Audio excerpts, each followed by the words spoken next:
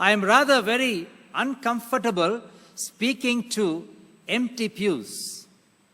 So today I want to imagine that every pew is filled up. I can see everyone's faces as I know where you normally sit. I can picture Pastor Devaraj sitting on the third last bench. I can picture Pastor C.C. Nathaniel and his wife sitting in the center here. I can picture Pastor Benny Joseph behind me and Pastor R.Y. Jadhav and Pastor R.N. Prabhudas on the third or fourth row on the left side of the audience. I can picture all the pioneer workers, Pastor Caleb Joshua. I can picture Mr. V. Christian.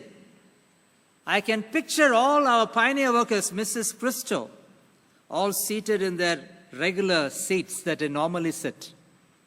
So now I know that I am preaching to you, seeing you face to face in your respective allocated places.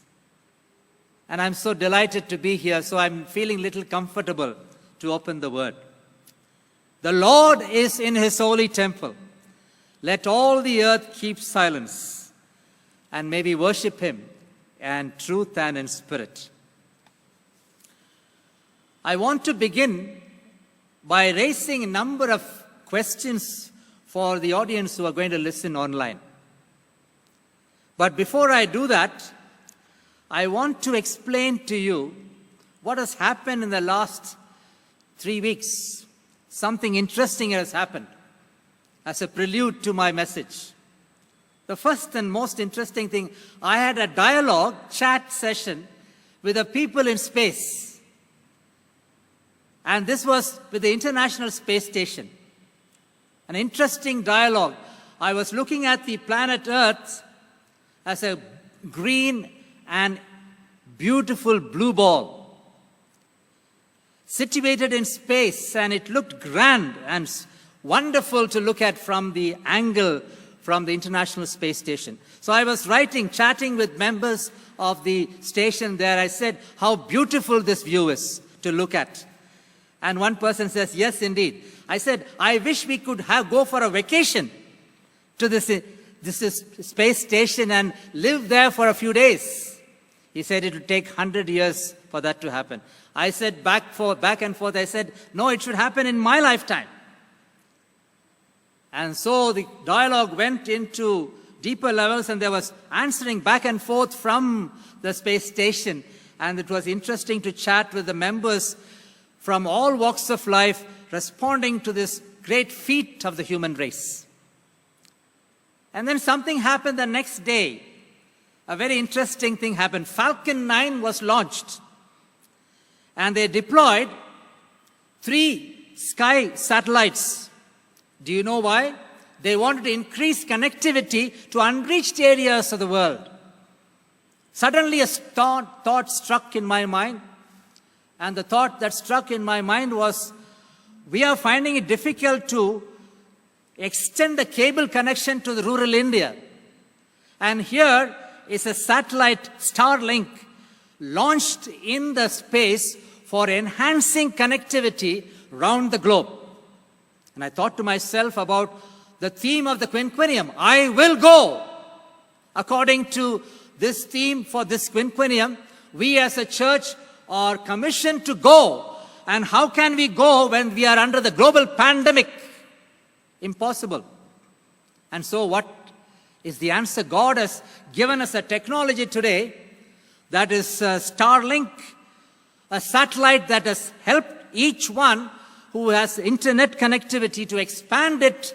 And so definitely pulpits have changed, and this new Starlink provides us an avenue through which we can reach the unreached areas of the world. I thought to myself, are you listening, Dr. Johnson, the Hope Channel director? Are you listening, Pastor Ted Wilson?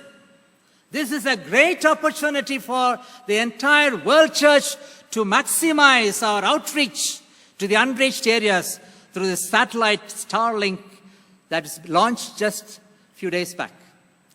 And I'm thrilled to tell you that this is a great opportunity during this global pandemic to reach out to the people who are in partial light. And more than that, something else happened in the last 3 days. I was attending a global summit that constitutes technocrats, educationalists, doctors, engineers, scientists, entrepreneurs, social workers, teachers, students from all walks of life, understanding how we can impact the world. And that was attended by 3,000 delegates from about 110 countries. What a joy it was to listen to the vibrancy and the dynamism of like-minded people around the world, to see how we can impact the world with a positive message, not of negative message of the global pandemic. It was my privilege to interact and to present my thoughts on how we can take this global pandemic as a point of departure to reach out to the unreached areas and make things happen for the betterment of the church. So I now begin my message. Let me ask you to bow your heads in prayer wherever you are, that we'll seek the Lord, that God will lead my mind into things that will engage your thoughts, to transform us, to be energized, to be empowered, to look at God's word in a more meaningful way. Let us pray. Gracious Father in heaven, what a joy it is today for me to present the word of God. There is no greater joy for me than to present the word of God to hungry and thirsty souls.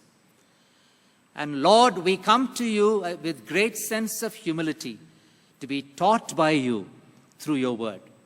Fill us with your Spirit, anoint me with your Spirit now, and may every word that comes out of my mouth, may it energize those who listen to it. And this is my prayer in Jesus' name. Amen. What is this global pandemic all about?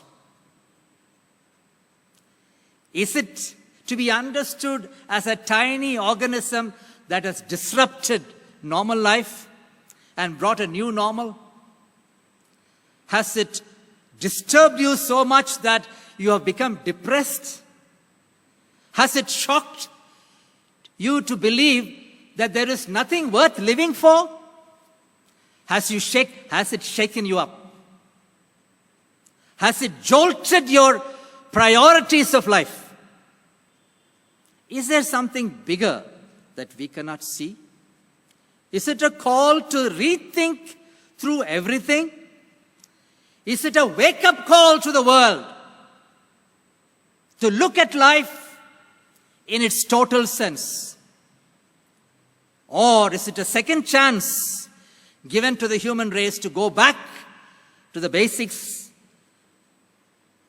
The more and more I thought about this global pandemic, I came to many thoughts that were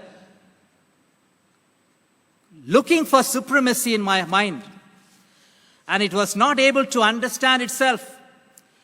And I was pondering over it, and I thought it was unprecedented. There's nothing to compare it with. And it is so all-impacting. And it was a global phenomena. It led me to think and think and think and think.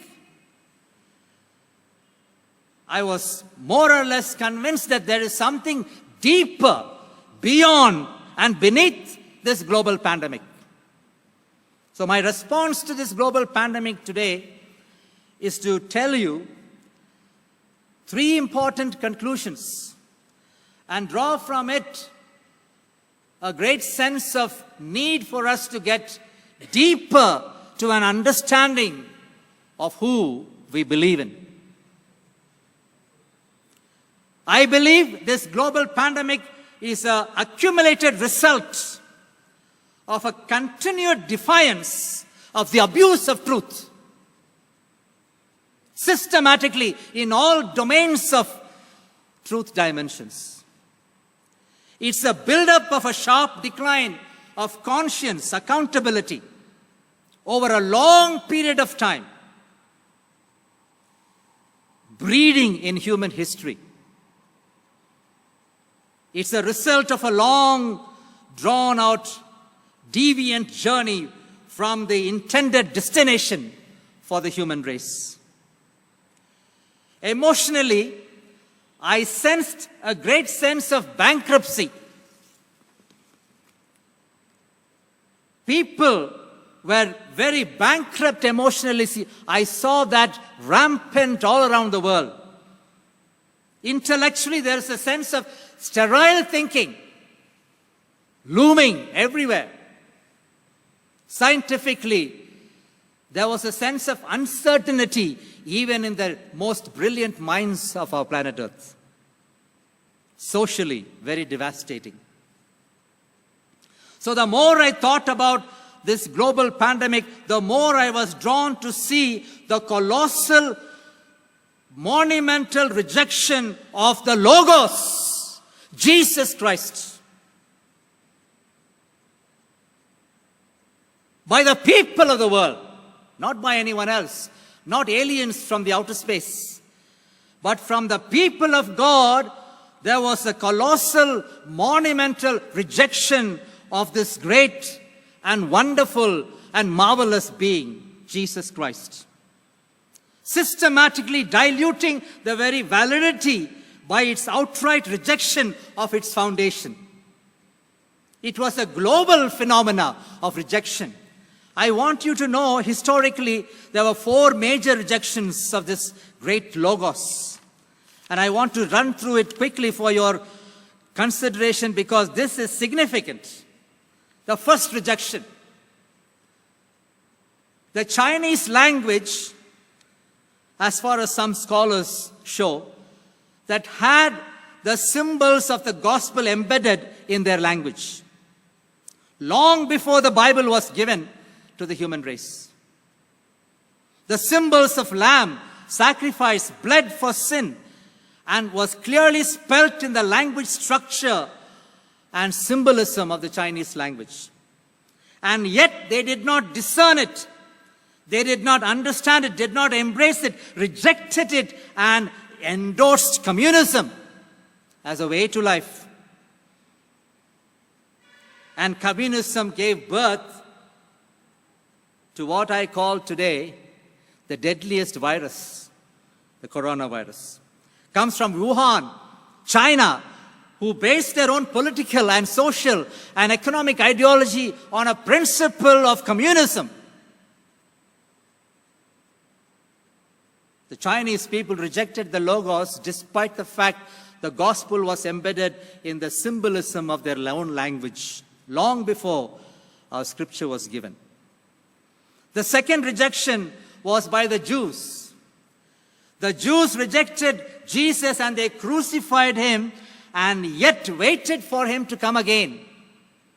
4,000 years of preparation, orientation to the salvation of the Messiah coming was not understood. 2,000 years of proclamation did not make them think of Jesus as the Son of the living God. What a sad testament to realize the people for whom Jesus came, they rejected him and crucified him. And then we go to the Indian subcontinent. The Indian subcontinent is a very interesting continent because it's an all-inclusive ideology. And the Indian sacred scriptures in explicit terms define that there will be a Messiah. Self-sacrificing God, they call it Prajapati, born of a virgin. But it was not defined, it was anonymous and left unidentified. It was another form of anonymous rejection. And then we come to the West. The Western world accepted the gospel, made it a missionary religion, and then went into a slump and made it cold, ritualistic, and formal. And the mission and the power of the truth was lost. The structure did not know its function. The ecclesia forgot for what it was established. Diluted the truth, compromised with the truth. And therefore, today, we are in the midst of this global pandemic and in the midst of this rejection. But look at the prayer of Mary. Look at the prayer of Mary. The prayer of Mary is an interesting prayer because it talks about that acceptance of the Messiah. She talks about it in the first book of the first chapter of Luke. It says, "My soul magnifies the Lord. My spirit has rejoiced in the Lord, my Savior. He has guarded the lowly state of my maidservant. And behold, henceforth all generations will call me blessed. For he who is mighty has done great things for me. Holy is his name. His mercy is for those who fear him from generation to generation. He has shown strength with his arm. He has scattered the proud in the imagination of their hearts. He has put down the mighty from their thrones and exalted the lowly. He has filled the hungry with good things, and the rich he has sent away empty. He has helped the servant Israel in remembrance of his mercy, as he spoke to our fathers, to Abraham, and to his seed forever." Here was Mary, the chosen vessel, the chosen medium to bring the Messiah to the world, to save the world. You know that famous song that we all sing. It's a beautiful song that I love to listen to. In fact, I think some of you may know this song. The songwriter, through a question and answer, makes the review of the role of Jesus Christ that was supposed to be played through the character of Mary. It says, "Mary, do you know the baby boy will one day walk on water? Mary, do you know that your baby boy would save our sons and daughters?" And so on he goes. "The child that you deliver will soon deliver you, and he will make you new." I do not know whether Mary understood the import of that beautiful thought. The child that you delivered will soon deliver you. When you are born as a baby, it's so innocent, so helpless, so powerless. And here is the baby Jesus. And as the mother kisses the baby's face, she kisses the face of God. What a privilege for one lady to have accepted that Logos, that living word, the living bread, and the only one for which we can give adoration and praise. The blind will see, the deaf will hear, the dead will rise again, the lame will leap, the dumb will speak, of praises of our Lamb.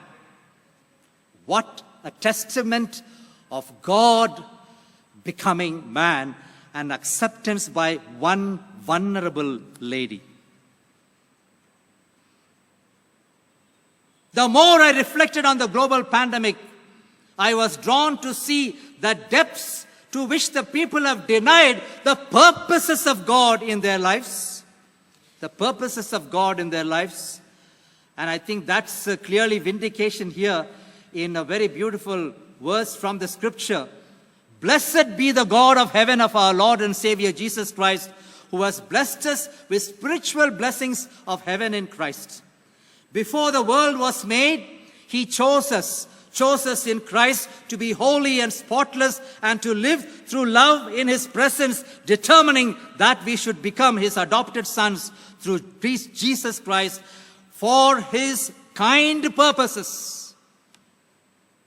He let us know the wonderful mysteries of his purpose. The hidden plan, so he kindly made in Christ from the beginning to act upon the times that ran the course till the end, that he would bring everything together under Christ as head. As you know, recently we had one of the famous celebrated Bollywood stars, Sushant Singh, hanging himself in his own apartment. Why did he take that extreme step? Why did he take that extreme step to take his life away? Because there was no meaning. There is an epidemic of depression all over the world. People are giving up living. Why? The more I reflected upon the global pandemic, I came to realize that we have stopped asking the fundamental question, what is the purpose of life? So today I want to ask my online listeners, It's a call to study origins of life. Let's go deep into the purposes of life. Let us ask the question, what is life all about? Today, we are distracted from the main theme of life. We are disoriented to a distorted picture of truth. We are disillusioned to believe lies as truth today. I ask you the question, what is the purpose of our life? Why do we need to ask this question?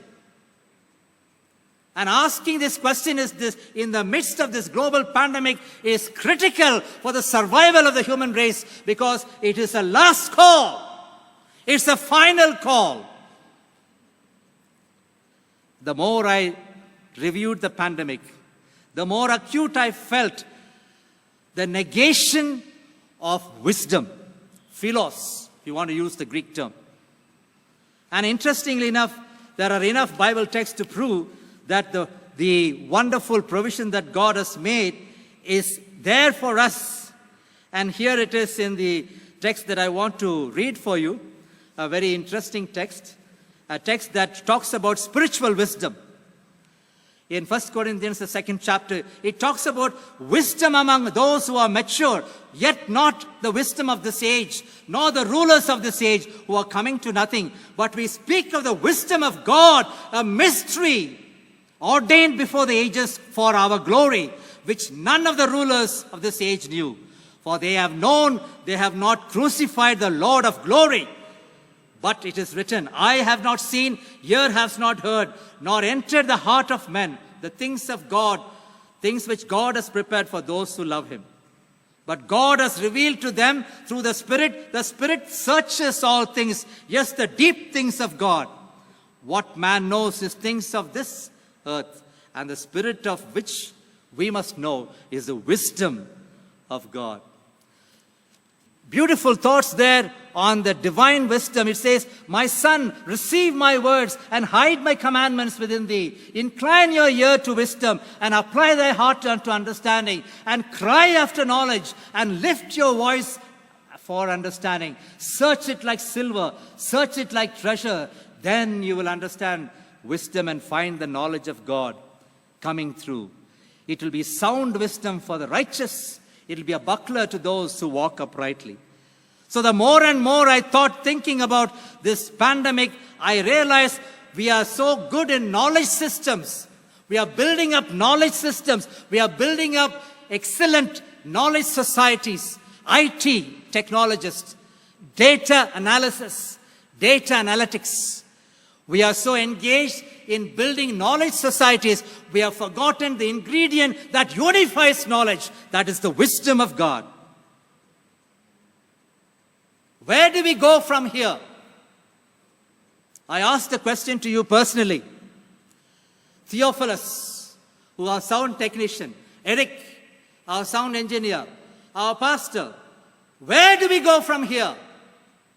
Do we go to Satguru to make sense of the world? Or will we go to Osho, who doesn't believe in anything? Or do we go to Ravi Zacharias to defend the tenets of the Christian faith? Or do we go to Gandhi, who taught us that morality can be possible even in politics? Or do we go to the Silicon Valley, the birthplace of a new religion, as the 21st century author puts it? Or do we go to Deepak Chopra, who is responsible to blend the Indian philosophy with philosophical thinking? Or do we go to cosmologists and ask the question, where are we heading to? What is the universe made up of, and what is its constituents, and what is the basic dynamic of the Big Bang? They all explain things very carefully, but they don't get into the bottom of things. They say, I don't know, but I can give you some hints. That's the most they can come. But as I was listening to a symposium at the global stage on the origins of the universe, I came to understand there is an inner dynamic.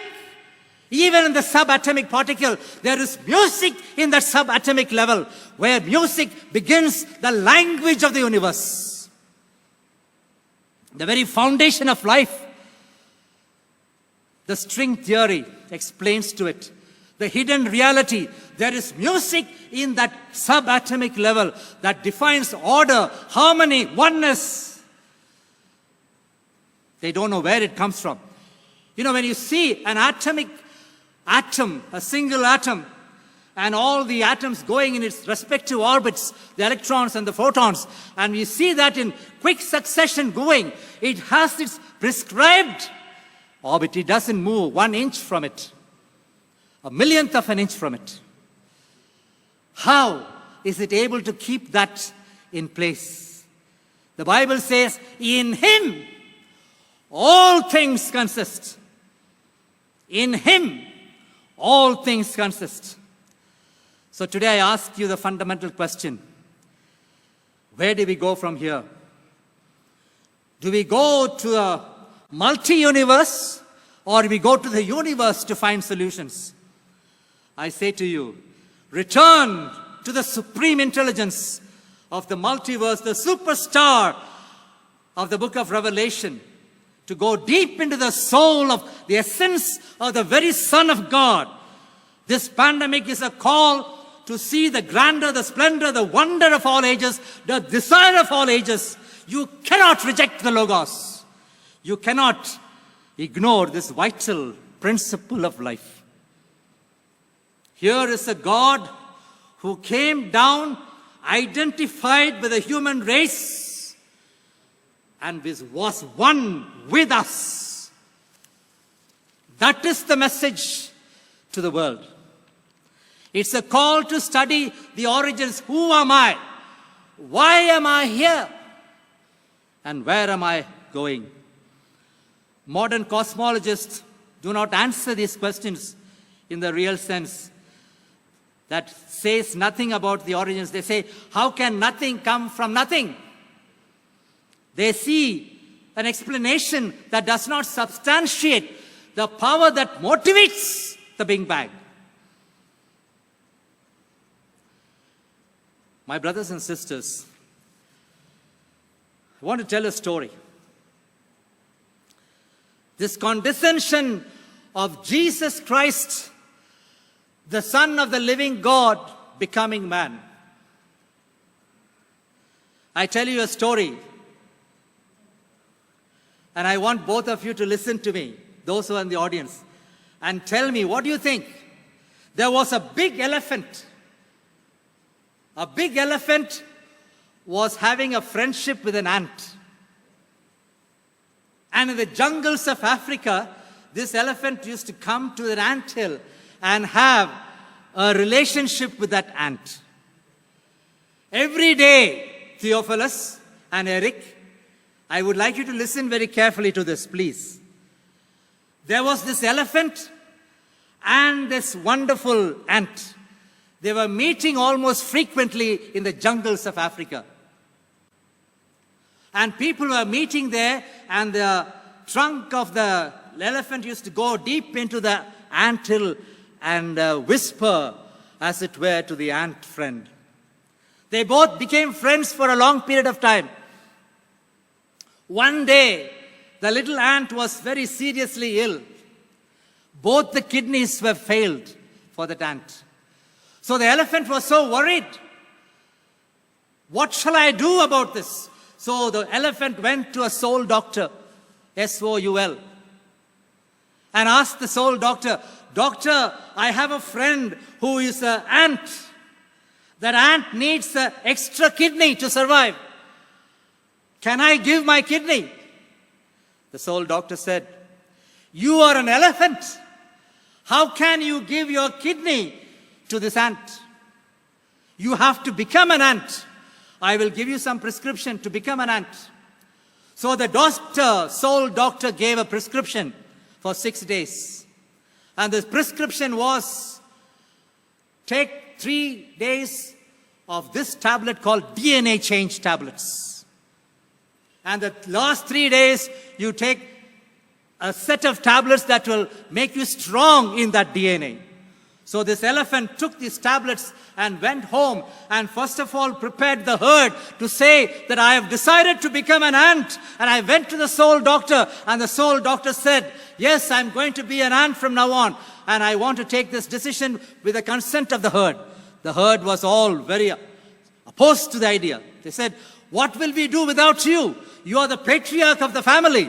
You are the father figure of the family. How come you're going to leave us?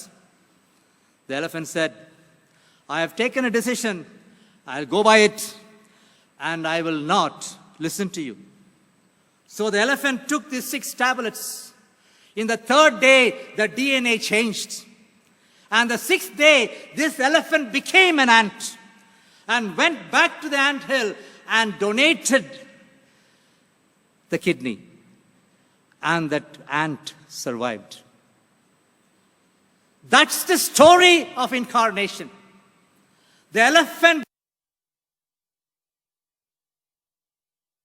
Jesus Christ, identified with the human race and took one of his kidneys and gave us life for our spiritual dialysis. My brothers and sisters, this global pandemic is a call to understand the great and the wonderful man called Jesus, who alone took that condescension for the human race. You know, I wrote a book. I want to show this book to all of you. Can you see it? Maturing of Adventism. Almost 20 years back. In the foreword, I had mentioned something, and I want to read one quotation. That is my own statement, and I want to make a point here.